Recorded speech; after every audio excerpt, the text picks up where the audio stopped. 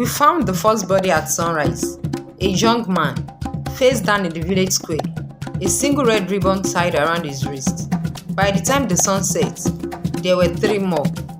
My name is Ajoke, and I was there the year Valentine's Day became a cause in our village. Before then, it was just another day. People didn't make a big deal out of love, but that year, everything changed. It started 3 days before February 14th. Someone, no one knew who, began leaving red ribbons at the doors of young men and women. The ribbons were tied in perfect bows, soft and clean, like they had just been made.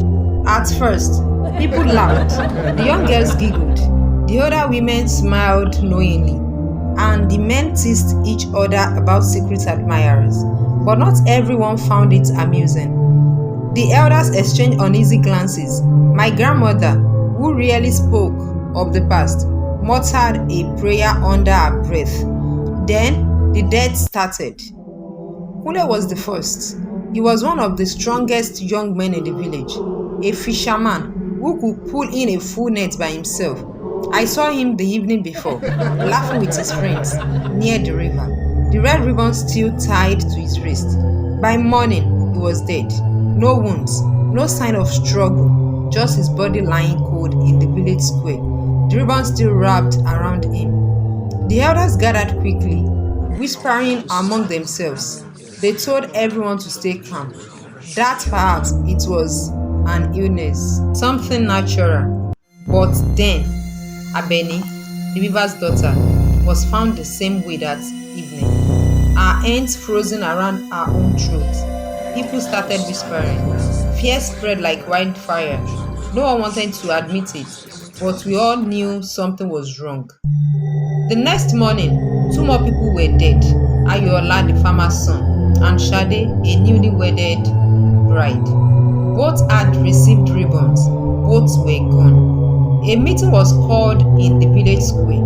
The chief, an old man with deep lines on his face, stood before us. This is not normal, he admitted. Something is among us. My grandmother, who had lived longer than most, stepped forward. Her voice was thin and steady. This has happened before, she said, a long time ago. Everyone turned to her. There was a woman, she continued. Her name was Romoke. She was promised to a man who loved her, but on the eve of their wedding, he left her for another. Heartbroken, she tied the red ribbon around her wrist and swore that no true love would ever survive in the village again. That same night, she walked into the forest and disappeared.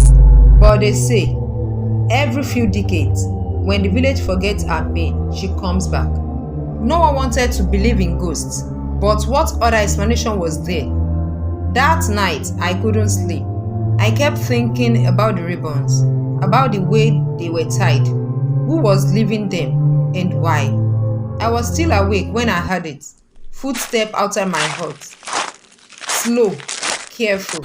I heard my breath. Then something slid under my door. A red ribbon. My heart pounded. I wanted to throw it away, burn it, but my hands wouldn't move. It was as if something was watching, waiting. At that moment, a scream tore through the village. I ran outside and saw people gathering near the well. Another body, another ribbon. Tear gripped me. Was I next? The elders finally acted. They gathered every ribbon they could find and brought them to the village square. A great fire was built, and as the flames roared, they began chanting old prayers, calling on the spirit to break the curse. The night was filled with smoke and voices rising into the dark sky. The flames crackled, turning the ribbon to ash, and then the air felt different, lighter. The village held its breath. By morning, no more bodies were found. The ribbon were gone, but something still felt unfinished. A few nights later, I couldn't sleep again. The village was calm, but my heart felt heavy. I stepped outside, walking toward the forest without knowing why. And that's when I saw her. A woman, dressed in white, standing at the head of the tree. Her face was pale, her dark eyes full of sadness. A red ribbon was tied around her wrist. She didn't speak, but I felt her message in my bones. She had been forgotten, and that was her revenge. But now, we remembered. She turned and faded into the trees, her form dissolving into mist. And just like that, it was over. From that year on, Valentine's Day was never celebrated in our village again. No ribbons, no love letters.